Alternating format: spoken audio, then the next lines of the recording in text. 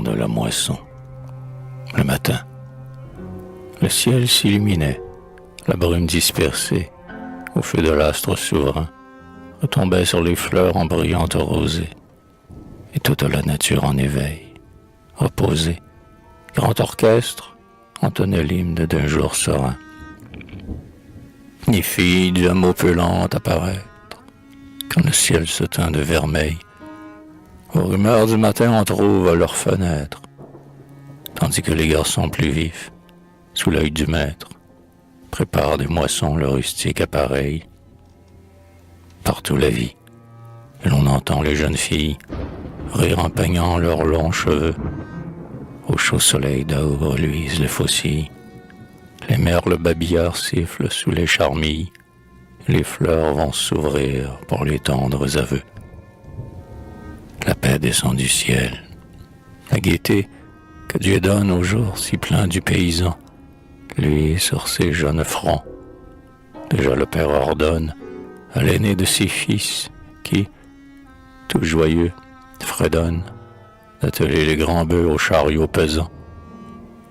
Puis la troupe s'ébranle et la lourde charrette suit lentement les 3 sentiers, broyant sous ses essieux la pâle pâquerette, et l'insecte rampant qui sort de sa retraite pour mordre au point du jour la fleur de l'églantier. De mon logis voisin, je les regarde faire, moi, le rêveur qu'on croit savant. Aux langueurs de la ville, oh, combien je préfère le réveil matinal de la famille austère, debout pour le travail aux clartés du levant. Eux seuls savent goûter l'heure délicieuse d'un calme lever de soleil, et tandis que, perdus dans la plaine soyeuse, nous dormons agités, nuit troupe joyeuse, se découpe là-bas l'horizon vermeil. Je laisse sans regret le souvenir d'un rêve, sylphe aimé, fantôme riant, pour regarder passer les brunes filles d'Ève, qui vont, ivres d'air pur, sur le bord de la grève, plonger leurs pieds frileux dans le flot gazouillant. Devant leur pas léger vol de blondes ailes, rêveurs, je les suis du regard, et je les vois, courant ici que des gazelles, franchir les frais ruisseaux, et fiers d'être belles, jeter sur l'eau limpide un coup d'œil au hasard. Et moi qui les ai vus de ma fenêtre sombre, courir de sillon en sillon, ignorante toujours de mes soucis sans nombre, je compare ma vie hélas, si pleine d'ombre, au jour ensoleillé des filles du vallon. Et si ma muse alors soupire une élégie, l'écho de leurs vives chansons arrive à mon oreille et, puissante magie, trouble soudain mon rêve et l'amour en vigie, crie à mon cœur, prends garde aux doutants des moissons.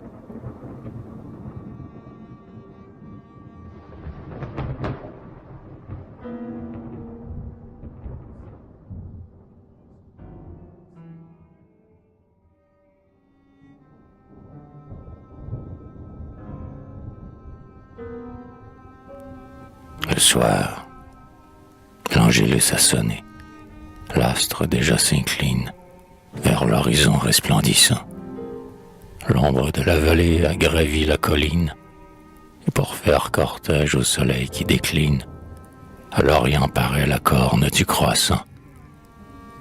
Au loin, voici venir les charrettes pesantes, ployant sous la riche moisson. Au rayon du couchant, les faucilles luisantes resplendissaient. Les gars, les filles séduisantes, marchent au bruit rythmé d'une agreste chanson.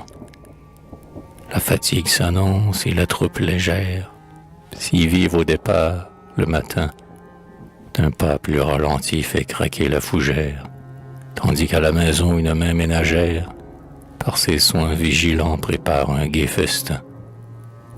Là, le rire commence, et puis la gaieté folle éclate en 1000 mots bruyants. Un rien va provoquer le rire, une parole, tombée étourdiment d'une lèvre frivole, mais les esprits en joie et tous les fronts riants. Puis le repas fini, près de la cheminée, vont se débiter un récit. Par chanter n'a-t-on pas commencé la journée? Par de propos joyeux la voilà terminée. Et le jour s'est passé sans ombre et sans souci. Moi qui n'ai pas couru les champs, moi que le rêve a tenu captif tout le jour, à l'heure du sommeil, seul je vais sur la grève, interrogeant mon cœur qu'un long sanglot soulève, mon cœur plein de regrets, mon cœur vide d'amour. C'est que j'ai tout le jour occupé ma pensée de quelques rêves insuffisants, tandis que la famille au soleil dispersé a trouvé dans la plaine humide de rosée de quoi se composer un sommeil bienfaisant.